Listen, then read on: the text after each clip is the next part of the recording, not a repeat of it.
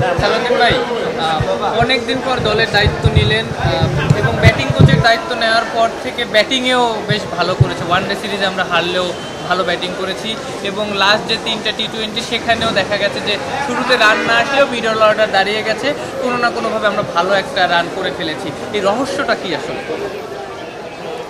না, আসলে রহস্য তো বলে কিছু নাই। আমার কাছে মনে হয় যে ছেলেরা এখন একটু খেলাটা দায়িত্ব নিয়ে খেলাটার অভ্যাস করতেছে। স্পেশালি আমাদের হয়তো টিম মিটিংয়ে ছেলেরা এখন বেশিরভাগ তারা নিজেরা ইনভলভ থাকতেছে। তো এই জিনিসটা খুব দরকার ছিল আমাদের।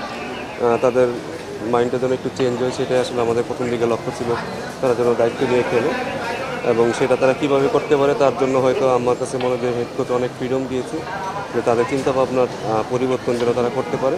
তো সেই কারণে আমার মনে হয় যে তারা একটু একটু সফল হচ্ছে। ভবিষ্যতে ইনশাল্লাহ হয়তো আর একটু বেটার হতে পারে। লিটন যেটা বলছিলেন যে আপনার অনেক ইনভলভমেন্ট ছিল এবং আপনি যেহেতু সবাইকেই কোনো না কোনো পর্যায়ে কোচিং করিয়েছেন, এই কারণে সবাই আপনার সাথে অনেক বেশি খোলামেলা আলোচনা করতে পেরেছে। আপনার কাছে কি মনে হয় কোন জায়গাটায় আপনি বেশি ইনভলভ হয়েছিলেন এই ট্যুরে? আমার কাছে মনে হয় যে আমার ছেলেদের কিছুটা মানসিকতা যদি কিছুটা পরিবর্তন করার চেষ্টায় ছিলাম এবং সেটা আমার মনে হয় ছেলেরা করতে পেরেছে, হয়তো ভবিষ্যতে আরও করবে।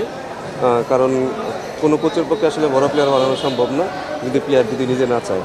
তা আমার লক্ষ্য হচ্ছে ছেলেরা যেন নিজেরাই চিন্তাভাবনা করে এবং তারা কীভাবে ক্রিকেট খেলবে, তারা কীভাবে তাদের টেস্ট বলেন, ওয়ানডে বলেন, টি-20 বলেন, কোন অ্যাপ্রোচে যাবে সেটা যদি তারা নিজেরাই সিদ্ধান্ত নেয় এবং সিদ্ধান্ত নেওয়ার ক্ষেত্রে যদি আমরা তাদের সাহায্য করতে পারি সেটাই হচ্ছে আসলে ভালো কাজ হবে।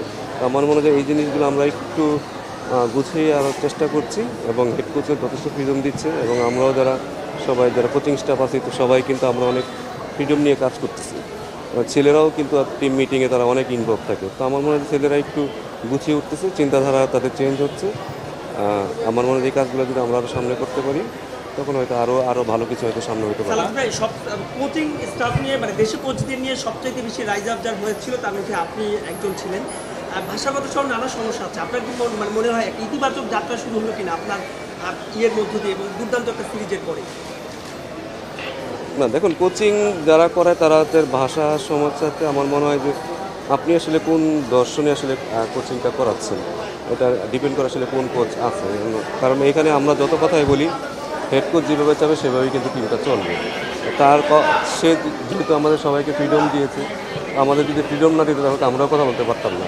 তো আমার মনে হয় তার এইখানে শ্রীমন্তের সবচেয়ে বড় একটা ভূমিকা আমি মনে করি যে যারাই আমরা কোচিং স্টাফ ছিলাম, বোলিং কোচ বলেন, ফিল্ডিং কোচ বলেন, ব্যাটিং কোচ যারাই ছিল সবাই তাদের মতামতটা ঠিকমতো প্রকাশ করতে পারছি এবং আমরা কীভাবে টিমটাকে আগায় নিতে পারবো সেটার দিকে তার লক্ষ্য ছিল এবং প্লেয়ারদেরও যথেষ্ট সেই দিকে লক্ষ্য রেখেছে। তো আমার কাছে মনে হয় যে এটা ডিপেন্ড করে আসলে আপনার যে হেড কোচ থাকে তার আসলে মতামত তার চিন্তাধারার উপরে আসলে অনেক কিছু ডিপেন্ড করে।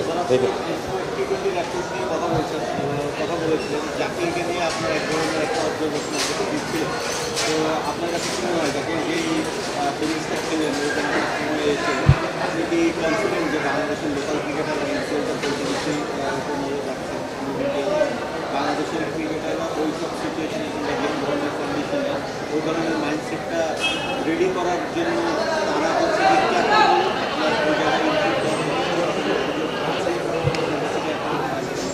না, এটা এখনও বলা যাবে না, কারণ জাকির যেখানে যে পজিশনে খেলে ইউজ টু আসলে এই কারণে তার ওইখানে মেন্টাল মেকআপটা অনেক বেশি হয়েছে। কারণ নর্মালি সে বিপিএলে বলেন বা যেখানে বলেন সে কিন্তু প্রত্যেকটা পজিশনে খেলে অভ্যস্ত। ইভেন বিপিএলে কিন্তু 6-7 খেলে অভ্যস্ত। এখানে বাংলাদেশে দেখবেন না যে কখনো 6-7 নম্বরে প্লেয়ার আসলে আমাদের খুব ভালো ফিনিশার আছে। যেহেতু সে এখানে অভ্যস্ত, সে জানে কীভাবে কী করতে হবে।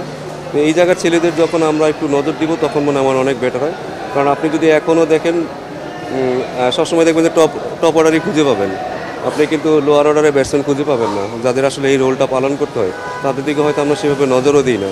আমার মনে হয় এইগুলা ডিপেন্ড করে আসলে আপনি কোন পজিশনে খেলে অভ্যস্ত কিনা। আপনি যদি ধরুন ওপেনার থাকেন তখন কিন্তু আপনার 6-7 আপনি সেই রোলটা প্লে করতে পারবেন না।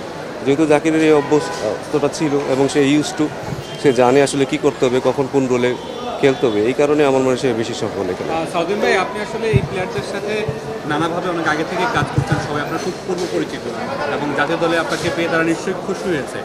এই দলটার সাথে আপনি সফরটা শেষে আপনাকে চ্যাম্পিয়ন্স ট্রফিতে আসলে কতটা আশাবাদী দল নিয়ে বা বাংলাদেশ কীভাবে চিন্তা করছে চ্যাম্পিয়ন্স ট্রফি এই দলটাকে ঘিরে?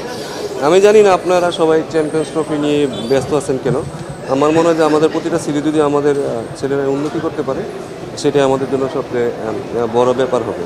যে এই সিরিজে আমার কাছে মনে হয় যে আমাদের হয়তো অনেক কিছুই ছিল না, বাট ছেলেরা কিন্তু ভালোভাবেই তারা আমার মনে হয় ভালোই খেলেছে, আরও ভালো হয়তো হতে পারতো। সেখান থেকেও তারপরে তারা যতটুকু করেছে আমার মনে হয় যে একটা নতুন টিম হিসেবে বা একটা নতুন গুছানো টিম হিসেবে আমার মনে হয় যে এটা তারা যথেষ্ট ভালো খেলেছে। এখন সামনের সিরিজগুলোতে কারা খেলবে তারা তো আমরা বলতে পারতেছি না। তো টিমটা ওয়েস্ট ইন্ডিজে যখন ছিল তো আমার মনে হয় যে খুব গুছানো ছিল, পরিবেশটা খুব ভালো ছিল। আমার মনে হয় আস্তে আস্তে যদি তাদেরকে আমরা আরও ভালো পরিবেশ দিতে পারি এবং তাদেরকে সঠিক জায়গায় সঠিক প্র্যাকটিসটা করাতে পারি তাহলে মনে হয় তারা আরও বেশি উন্নতি করবে।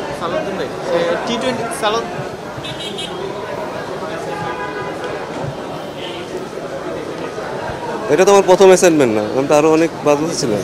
আচ্ছা, টি-20 সিরিজে বাংলাদেশ ভালো করেছে, credit goes to players and coaches and you also. But one day সিরিজে কি কোনোভাবে মনে হয়েছে যে বাংলাদেশ একটু কম্বিনেশন বা নিজেদের যে কম্বিনেশনটা? দেখুন, আমাদের তো অনেক জায়গায় দুর্বলতা আছে, সেটা তো এখন আমি যদি পাবলিকলি বললে আর তো ঠিক হবে না। আমাদের যে দুর্বলতা আছে সেই দুর্বলতা হয়তো আমরা কাটিয়ে ওঠার চেষ্টা করবো। আমাদের যেই জায়গাগুলো আমাদের ইমপ্রুভ করতে হবে, যদি আমরা টি-20 জিতেও থাকি তবুও তো আমাদের অনেক দুর্বলতা আছে।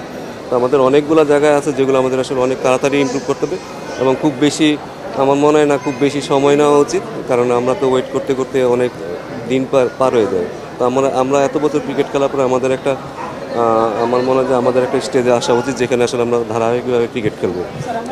সেটার জন্য হয়তো আমাদের যেই জায়গাগুলো আসলে দেখা দরকার সেই জায়গাগুলো আমাদের নজর দেওয়াটা খুব তাড়াতাড়ি।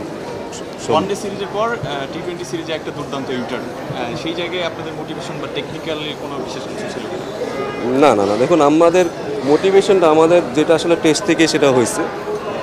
টেস্ট থেকে আমাদের আসলে চিন্তা ভাবনা ছিল আসলে আমরা কি সারভাইভ করব নাকি আমরা আরও বেশি আক্রমণাত্মক হব।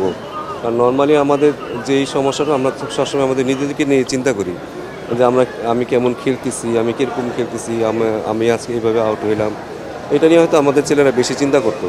বাট যখনই আসলে আমাদের চিন্তাধারাটা অপোনেন্টকে নিয়ে শুরু হয়েছে তখন থেকে আমাদের ছেলেদের মধ্যে আসলে অ্যাগ্রেসিভনেস বলেন, তাদের অ্যাটিটিউড বলেন, তাদের খেলার প্রতি ধারণাটা তাদের চেঞ্জ হয়ে গেছে। তো আমার মনে হয় একটা ছোট্ট একটা কাজের কারণে এটা টেস্ট থেকেই হয়েছে। এরপর থেকে আমাদের মনে হয় যে পুরো টুর্নামেন্টে আমাদের ছেলেরা ভালো খেলা শুরু করছে। তো আমার কাছে মনে হয় যে মানসিক দিকটা একটু ভালো করে খেয়াল করতে পারলে হয়তো ছেলেরা আরও ভালো খেলবে ভবিষ্যতে। যদি আপনার ব্যাপারটাই বলি, সিন্স 2005-6-7 সেই সময় বাংলাদেশ ওই সময়টা আপনি টিম থেকে হচ্ছে গিয়ে টিমের সঙ্গে ছিলেন, বেশ কয়েকটা মাল্টিপল রোল ছিল, বাট ফিল্ডিংয়ের দায়িত্বটাই ছিল।